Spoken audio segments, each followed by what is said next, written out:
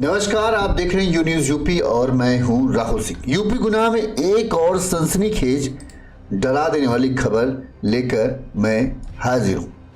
आपने वो कहानी तो सुनी होगी, सोने के अंडा देने वाली मुर्गी। एक आदमी के पास सोने के अंडा देने वाली मुर्गी थी, उसे एक अंडा रोज मिलता था, लेकिन धीरे धीरे उसको लालच बढ़ गया तो उसने सोचा मुर्गी को मार दूं तो सारे अंडे एक बार में मिल जाएंगे और मैं एक बार में ही रईस हो जाऊंगा। रोज रोज का झंझट कौन पाले। तो ऐसा ही कुछ हुआ यूपी के शाहजहांपुर जिले में। यहां पर एक जीजा ने चाकू की तेज धार से साली की गर्दन पर कई वार किए। खून का फव्वारा फूटा। साली अपने आप को बचाकर कमरे से बाहर भागती है, पीछे चाकू लिए जीजा भागता है। इसी दौरान साली बरामदे में गिर जाती है। इसके बाद चाकू लिए जीजा उस पर टूट पड़ता है। साली अपने जीजा को रोकने की कोशिश करती है, जीजा रुको, सुनो मेरी बात, क्यों मारना चाहते हो, मैंने ऐसा क्या किया। लेकिन जीजा के हाथ नहीं रुकते। वो एक के बाद एक लगातार साली पर चाकू से वार करता है। एक तरीके से कहें पूरे शरीर को उसके गोद डालता है। पूरे घर में खून ही खून फैला रहता है। वो इस चीज को निश्चिंत करता है कि साली किसी लिहाज में बचनी नहीं चाहिए, लिहाजा वो तब तक मारता है जब तक साली अपना दम नहीं तोड़ देती। वहीं जैसे ही साली की मौत होती है, जीजा को पता चलता है कि हाँ अब वो जिंदा नहीं है। वो अपने आप घर के बाहर भागता है। जैसे ही घर के बाहर भागता है तभी उसकी सास उसे दरवाजे पर मिल जाती है। खून से सने अपने दामाद को देख सास हक्का बक्का रह जाती है। सास पूछती है, दामाद क्या हाल बना रखा है, क्या हुआ। इससे पहले सास कुछ और कहे, चाकू से दामाद सास पर भी हमला करने की कोशिश करता है, लेकिन इस दौरान सास चीख पड़ती है। सास की चीख की आवाज सुन लोग आसपास आए, उससे पहले दामाद वहां से भाग खड़ा होता है। इस दौरान जैसे ही सास घर पहुंचती है, खून से सना हुआ देखती है तो उसको पहले ही हक्का बक्का रह जाती है, क्या मामला है पूरा। जब घर के अंदर पहुंचती है तो घर पर पूरे घर पे सिर्फ खून ही खून से दिखता। आगे पहुंचती है तो बरामदे में अपनी सबसे छोटी बेटी की लाश उसे खून से सनी हुई दिखाई देती। जगह जगह से खून बह रहा होता है, ऐसा लग रहा था जैसे किसी ने छेद ही छेद बना दिए हों। बच्ची अपनी बेटी की लाश देख मां बिलक बिलक कर रोने लगती है, चीखने लगती है। तभी पड़ोस के लोग इकट्ठा हो जाते हैं। इस दौरान कोई पुलिस को सूचना देता है। मौके पर पुलिस पहुंचती है और पुलिस अपनी जांच पड़ताल शुरू करती है। इस दौरान हर किसी के दिल में यही होता है कि आखिर ऐसी कौन सी वजह थी कि जीजा ने अपनी साली को मौत की घाट उतार दिया। आखिर क्या वजह थी कि जीजा तब आया जब साली घर में अकेली थी। कोई कह रहा था कहीं प्रेम प्रसंग का मामला तो नहीं, कोई किसी और बात को बात कर रहा था। हर कोई बस चर्चा कर रहा था कि आखिर वजह क्या हो सकती है इस हत्याकांड की। तो हम इस जघन हत्याकांड का पूरा सच आपको बताते हैं ताकि आपको पता चल सके कि आजकल कहते कलयुग के जमाने में किसी पे भरोसा करने लायक नहीं है, तो सच में किसी को भरोसा करने लायक नहीं है, क्योंकि किसके दिमाग में कौन सी खुरापात पल रही हो वो आप सोच भी नहीं सकते। ये मामला कुछ ऐसा ही है कि एक जीजा ने जो कुछ उसका नहीं है उसको पाने के लिए वो इस हद तक गुजर गया कि उसने अपनी साली को मौत की घाट उतार दिया। चलिए पूरे खबर हम आपको सिलसिलेवार तरीके से बताते हैं। ये खबर है यूपी के शाहजहांपुर जिले की। शाहजहांपुर का लाल तेली बजरिया मोहल्ला है। यहाँ में डॉक्टर सुरेश बाबू सक्सेना रहते थे। वो ITI में सिलाई कढ़ाई के प्रवक्ता के पद पर वहां पर तैनात थे। ITI में उनकी 3 बेटियां थी। एक बेटा था। सबसे बड़ी बेटी सरोहिनी की शादी कर चुके थे कुलदीप नाम के युवक से। दूसरे नंबर की बेटी वर्तिका उर्फ रूबी थी। तीसरी बेटी कोमल जिसकी हत्या हुई। कोमल इन सब में सबसे ज्यादा होनहार थी। पढ़ने लिखने में तेज, BSc कर चुकी थी, B.Ed कर चुकी थी और टेट भी पास कर लिया था। उसका सपना था टीचर बनने का। कहते हैं सब बढ़िया था, पूरा परिवार संपन्न था, पैसे रुपए में कोई कमी नहीं थी। लेकिन जो पिता सुरेश बाबू, उनको शुगर की प्रॉब्लम थी। रोजाना इंसुलिन का इंजेक्शन उनको लेना पड़ता था। शुगर के चलते ही उनकी मौत हुई। लेकिन मरने से पहले उन्होंने अपनी बड़ी बेटी की शादी धूमधाम से की। वहीं पिता की मृत्यु के बाद भाई अंकुर, जो इन सब तीनों बहनों का भाई था अंकुर, उर्फ सुमित उसका नाम है, उनको पिता के स्थान पर नौकरी मिल गई। धन दौलत से परिवार संपन्न था, लेकिन एक समस्या थी। अंकुर की जिसके साथ शादी हुई थी वो पत्नी उसके साथ नहीं रहती थी। उनके बीच में अक्सर झगड़ा होता रहता, जिसके चलते पत्नी अपने मायके में रहती थी। वहीं अंकुर चूंकि 3 बहनों की जिम्मेदारी थी, एक बहन की शादी हो चुकी थी, 2 बाकी थी, उनकी जिम्मेदारी निभानी थी। लिहाजा अंकुर भी अपनी जिम्मेदारियों निभाने में इतना व्यस्त था कि उसने अपनी इच्छाएं, अपने जो चीजें होती परिवार के बारे में वो सोचना छोड़ दिया था और अपनी जिम्मेदारी निभा रहा था। आप सोचेंगे इतनी डिटेल बताने की जरूरत, ताकि आपको हर चीज समझ में आए, इसलिए डिटेल बता रहे हैं। ये कोमल का परिवार के बारे में आपने जान लिया। अब हम पढ़ते हैं जो हत्यारा जीजा है वो कैसे कोमल की जिंदगी में आया। जो दूसरे नंबर की बेटी थी वर्तिका, पहली की शादी हो चुकी थी। दूसरे नंबर की बेटी है वर्तिका नाम था उसका जलाल नगर के रहने वाले अंशुल शर्मा के उर्फ रवि नाम के एक युवक से प्रेम प्रसंग चल रहा था। अंशुल से वर्तिका शादी करना चाहती थी, लेकिन जो वर्तिका के घर वाले थे वो कोई भी इस शादी के लिए कतई नहीं तैयार। यहाँ तक कि जो दामाद था, बड़ा दामाद कुलदीप, वो भी शादी के लिए राजी नहीं था। उसकी वजह क्या थी कि अंशुल किसी को पसंद नहीं था, लेकिन वर्तिका जिद पर अड़ी थी कि शादी करेगी तो अंशुल से ही, नहीं तो किसी से नहीं करेगी। अंशुल जो था वो कचहरी में बैठता था, मतलब जो जानते हो आपकी दलाली का काम, लाओ ये पेपर करा दो वो करा दो, इस तरह काम था उसका। पहले वो पिता की पेंट की दुकान में बैठता था, लेकिन वहां पे भी उसका कोई मतलब पक्का काम नहीं था, ना ही ज्यादा पढ़ा लिखा था।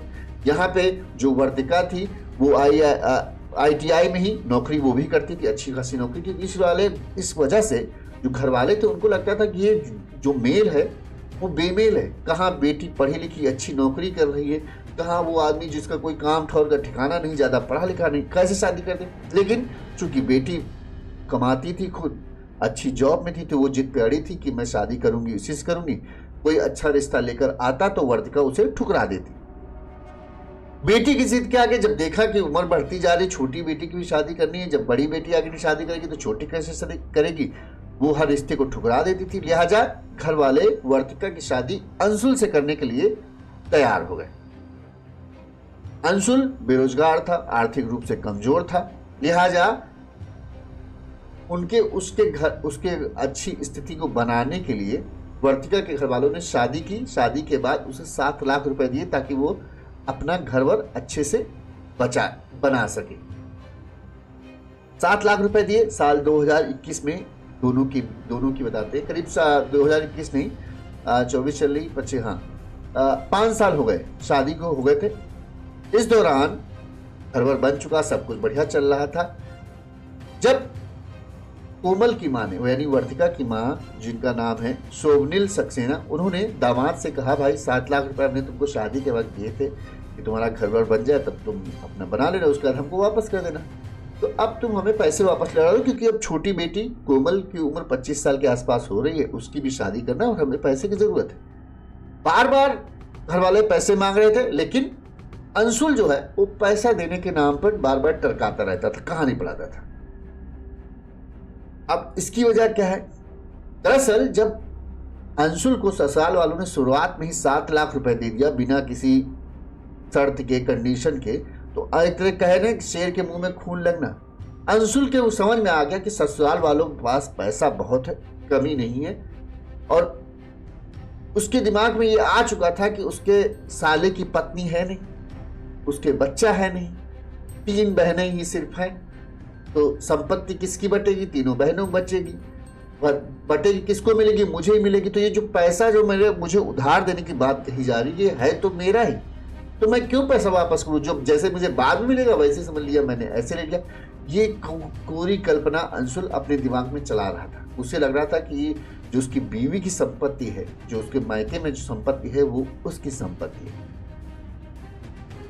अब वो उसने साफ साफ इनकार कर दिया और उसके मन में ये आ गया कि अब इस संपत्ति को जब सास खत्म होंगे, जब भाई खत्म होगा, तब मुझे मिलेगी, इससे पहले ही अब उसे संपत्ति पर कब्जा करना था। लिहाजा वो इसके लिए नए नए प्लान बनाने लगा। ये इसी तरह उसने सबसे पहले प्लान का एक हिस्सा था कि उसने कहा कि भाई 7 लाख रुपए मेरे पास है नहीं, मैं नहीं दूंगा। एक कंडीशन है कि मेरा छोटा भाई है, उसके छोटे भाई का नाम था छोटू शर्मा, तुम बेटी की शादी करने के लिए पैसे मांग रहे थे, ऐसा करो हमारे छोटे भाई से इसकी शादी कर दो, दहेज नहीं लेंगे एक भी पैसा।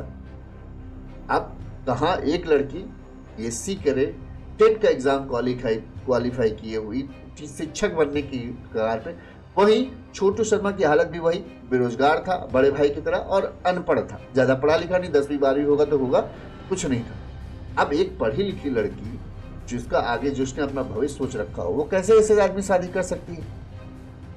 ये सोचता था कि मैं जीजा हूं, मेरी बात कोई मानेगा नहीं और इनको ये हो जाएगा कि एक अच्छा खासा लड़का मिल रहा है तो ये भी शादी कर लेंगे। लेकिन घर वालों ने साफ मना कर दिया कि नहीं भैया, हमको हमारे पैसे चाहिए, हम तुम्हारे भाई से शादी नहीं करेंगे। इस वजह से जो अंशुल था वो बहुत नाराज रहता था, उसे लगता था कि उसके घर वाले उसकी बेइज्जती कर रहे, जीजा है उसकी बात कैसे नहीं मान रहे। उसने कई बार कोमल को समझाने की कोशिश की अपनी साली को कि देखो अच्छा लड़का है, शादी कर लो, तुम जो कहोगे वैसा रहेगा, बढ़िया से तुम्हारा तब हित है, तुम्हारी बड़ी बहन हमारे घर में है, तुम भी आ जाओगे, हम लोग पूरा परिवार पूरा हो जाएगा। दरअसल उसका इसके पीछे भी एक मकसद था। तो मकसद ये था कि 3 बहनों में हिस्सा लगना है। एक बहन की शादी, बड़ी बहन की शादी कहीं और हुई है, बीच वाली बहन की पत्नी उसी की है। अगर ये वाली भी छोटी बहन की शादी उसके भाई से हो जाएगी तो यानी चूंकि वो उसी मोहल्ले में रह रहा है तो संपत्ति पर सबसे ज्यादा अधिकार उसका हो जाएगा। ये सारी संपत्ति जो है वो उसके परिवार में आ जाएगी और उसका पूरा परिवार संपन्न हो जाएगा। छोटा भाई जो है वो अनपढ़ है, ज्यादा कुछ पढ़ा लिखा नहीं, डांट डपट के सब कुछ वो अपने हिस्से में कर लेगा। बस उसको ये था कि किसी तरह से कोमल उसके हिस्से में आ जाए तो 2 लोग एक साइड हो जाएंगे, एक अकेली बड़ी बहन रहेगी तो उसे यहाँ पर फटकने नहीं देंगे और इस तरह से वो पूरी संपत्ति हड़प लेगा। पूरी कल्पना अंशुल ने अपने दिमाग में बना रखी थी, किसी तरह से कैसे उस संपत्ति को जो उसकी है नहीं, जिससे उसको कोई लेना देना नहीं, उस संपत्ति को हड़पने का पूरा प्लान बना रखा था। लेकिन उसके प्लान में ये बाधा कौन बन रहा था? बाधा बन रही थी उसकी साली कोमल, क्योंकि कोमल किसी भी लिहाज से इस चीज के लिए तैयार नहीं थी कि वो अपने जीजा के छोटे भाई से शादी करेगी। साली का ये इनकार जीजा अंशुल को सपने तोड़ रहा था, जो उसे बर्दाश्त नहीं था, क्योंकि उसने तो पूरा सपना ना, करोड़ों की संपत्ति को अपना करना था और अगर शादी नहीं होगी तो उसे 7 लाख रुपए भी देने पड़ेंगे, तो पूरा उसका सपना टूट। लिहाजा अब वो कोमल से चिढ़ने लगा था। उसने कई बार साली और घर वालों को मनाने की कोशिश की, लेकिन घर वालों ने हर बार इनकार कहा और कहा भैया हमारे पैसे दे दो, बस हम तुम्हारे भाई से शादी नहीं करेंगे। इसी मनमुटाव के चलते जो अंशुल था उसका ससुराल में अक्सर बहस होती थी, तो वो अपने ससुराल उसने आना जाना छोड़ दिया। लोगों को पता था कि भाई हाँ जो दामाद है वो अक्सर चिढ़ा रहता है, इस वजह से आता नहीं। लेकिन अब अंशुल के दिमाग पे चूंकि उसका सपना टूट रहा था तो उसके दिमाग पे अब खुराफात और बढ़ गई। उसको ये हुआ कि अब अपनी साली को ऐसा सबक सिखाएगा जिंदगी भर भूल नहीं पाएगा। लिहाजा उसने अब योजना बनाई, इस संपत्ति तो वो लेकर रहेगा चाहे शादी हो या ना हो। उसका मकसद था कि हिस्से 2 बनाने हैं, तो कोमल रहेगी नहीं तब भी हिस्से 2 हो जाएंगे। तो उसने योजना बनाई कि अब कोमल को रास्ते से वो हटा देगा। लिहाजा करीब उसने 2.5 महीने पहले ही एक मेले से तेज धारदार वाली चाकू खरीद ली। उसके दिमाग में 2.5 महीने पहले से ये फिर आ चुका था कि कोमल को किसी तरह से हटाना है, लेकिन बस अब वो मौके की तलाश कर रहा था कि कैसे उसे एक सही मौका मिले जब वो इस काम को अंजाम दे। क्योंकि दोनों के घर आस ही पास था, लव मैरिज थी, समझ रहे थे, पास पड़ोस का मामला था, तो वो कोमल के आने जाने का टाइम टेबल पर नजर रखने लगा कि कब वो आती है, कब जाती है, कब बाकी घर वाले रहते हैं कि नहीं रहते, इस सब चीज पर नजर रखने लगा। मंगलवार को अंशुल को ये मौका मिला। दरअसल मंगलवार सुबह के 8 बजे जो कोमल थी वो बच्चों को ट्यूशन पढ़ाने के लिए गई हुई थी। करीब 11 बजे वो लौटी। जैसे ही लौटी इस दौरान जो माँ थी वो शोभनील सक्सेना सब्जी लेने के लिए बाहर चली गई। क्योंकि भाई था, भाई जॉब करता था तो उसको सुबह सुबह 9 बजे 10 बजे वो भी निकल जाता था। अंशुल ने ये देख लिया कि उसकी माँ सब्जी लेने गई है, कोमल घर पर इस समय अकेली है। उसकी पत्नी भी क्योंकि जॉब करती थी ITI में तो वो भी जा चुकी थी, वो भी अकेला था। तो उसे लगा ये सबसे सही मौका है, कोई है नहीं, इस समय अगर वो इस घटना को अंजाम दे देता है तो कोई उसे पकड़ नहीं पाएगा। लिहाजा जैसे ही जो शोभनील सक्सेना थी, कोमल की माँ, वो थोड़ा दूर गई मोहल्ले से। अंशुल चाकू लेकर कोमल के घर पहुंच गया। कोमल बताते हैं कि उसने जो पुलिस को बताया उसके अनुसार कोमल घर के बेडरूम में अलमारी की तरफ कुछ काम कर रही थी। उसका चेहरा पीछे की साइड था और पीछे से अंशुल आ गया। इससे पहले कुछ हो, अंशुल ने एक बार कोमल से कहा कि तुम मेरे भाई से शादी नहीं करोगी तो अब तुझे भुगतना पड़ेगा। तो कोमल फिर बिगड़ गई और जैसे ही वो कुछ कहती, अंशुल ने सबसे पहला वार उसकी गर्दन पर चाकू से किया। इस दौरान बताते हैं कि अंशुल भागी। कोमल अंशुल जो था जीजा, वो पीछे पीछे चाकू लेके आया और जितनी बार भी करीब पहुंचता वो चाकू से खच्चे से मार देता। बार बार उसका यही काम था। उसका ये था कि किसी भी तरह से बचना नहीं चाहिए, और दरवाजा चूंकि बंद लगा के आया था अंदर, तो कोई बाहर भी आवाज भी नहीं जा रही थी। इस दौरान बताते हैं अंशुल अपने आप को बचाने की कोशिश में बरामदे तक पहुंच गई, और चूंकि खून बह रहा था तो खून नीचे गिरा, उसमें उसका पैर फिसल, उसके ऊपर टूट पड़ा और चाकू से धनाधन खूब एकदम पूरा गोद के गहरे रख देता है। जैसे चाकू मारता जाता है ना, उसी तरह उसने मारा। तब तक मारा जब तक कोमल की मौत नहीं होगी। लोग जिस तरह से वहां पे जो वो मिले, कोमल की टूटी हुई चूड़ियां मिली थी आंगन में, खून के निशान थे, तो ऐसा लग रहा है कि उसने अपने आप को बचाने की बहुत कोशिश की, लेकिन जीजा अंशुल ये ठान के बैठा था कि किसी भी लिहाज में बचने नहीं देना है। जब कोमल की अंतिम सांस भी टूट गई, उसे ये हो गया कि अब उसकी साली इस दुनिया में नहीं रही, तुरंत ही वो चाकू वाकू लेकर घर के बाहर भागता है। जैसे ही वो गेट से दरवाजे से बाहर निकलता है, तब तक उसे अपनी सासू माँ दिख जाती। सासू माँ देखती है कि खून से सना हुआ दामाद है, हाथ में खून, चाकू लिए हुआ है, तो वो तुरंत पूछती, कहाँ जा रहे हो, क्या किया तुमने। इससे पहले वो उसके ऊपर भी, सास के ऊपर भी हमला करता है, लेकिन इस दौरान सास चीख पड़ती है, तो चीखने की आवाज सुन वो वहां से भाग खड़ा होता है। सास जो है अंदर पहुंचती, वो देखती है कि उनकी बेटी की लाश खून से सनी पड़ी हुई है। वो चीखती हैं, आस पड़ोस के लोग पहुंच जाते हैं और पुलिस को सूचना दी जाती। पुलिस मौके पर पहुंचती है, जांच पड़ताल करती है, पुलिस को बताती है कि माँ अभी जो है उसका दामाद जो है उसी ने उसकी हत्या की, खून से सना हुआ और वो भागा है। खून से सना हुआ कोई जाएगा तो आस पड़ोस के लोग भी देखेंगे। पुलिस की तुरंत टीम उसकी तलाश में निकली और घर से करीब आधा किलोमीटर दूर ही जाकर लोगों से पूछताछ करते हुए पुलिस की टीम अंशुल जो जीजा था, हत्यारा जीजा, उसे पुलिस ने गिरफ्तार कर लिया। अंशुल का बताते कि इस पुलिस ने जब पकड़ा तो उसके हाथ में भी चाकू से कटे के निशान थे, उसके हाथ से भी खून निकल रहा था। पुलिस ने जब उसे पकड़ा तो पुलिस को चकमा देखने के लिए उसने कहा कि अरे मैंने हत्या नहीं की, देखो मेरे हाथ खुद कटे, उसने ही खुद किया है। लेकिन जब पुलिस ने सख्ती से पूछताछ की तो हत्यारे जीजा ने सब सच कबूल लिया।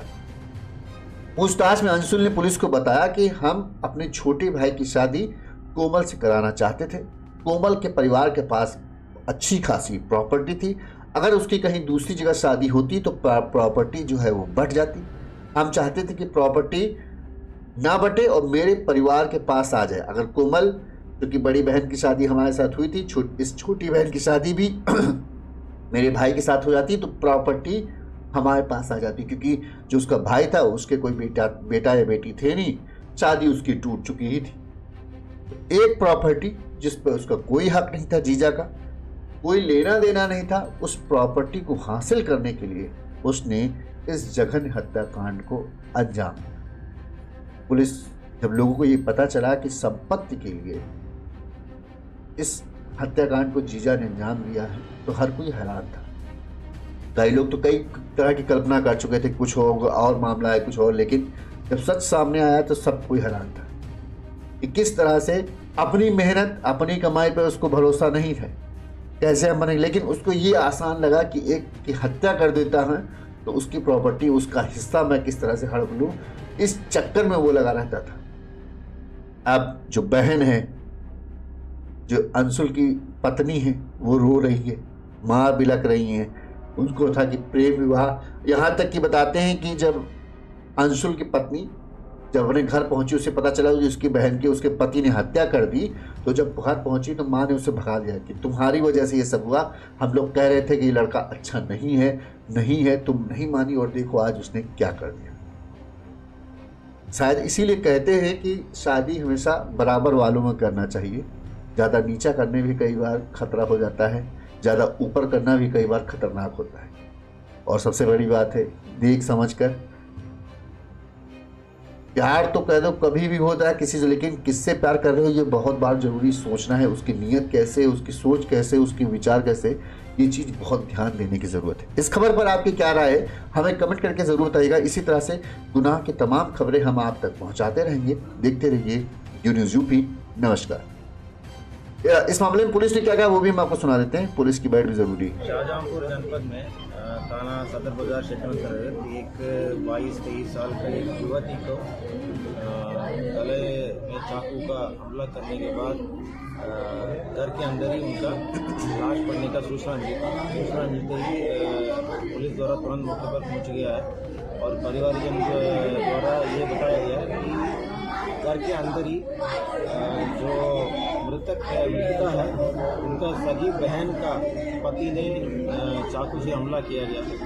तो घटनास्थल निरीक्षण मेरे द्वारा और अन्य अधिकारियों द्वारा किया गया है। घटनास्थल से चाकू बरामद कर लिए गए हैं।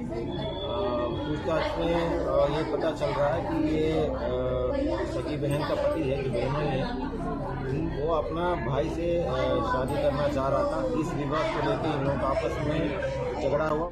इसी तरह से गुनाह की तमाम खबरें हम आप तक पहुंचाते रहेंगे। देखते रहिए न्यूज़ यूपी। इस खबर पर आपकी क्या राय है हमें ज़रूर बताइएगा। नमस्कार।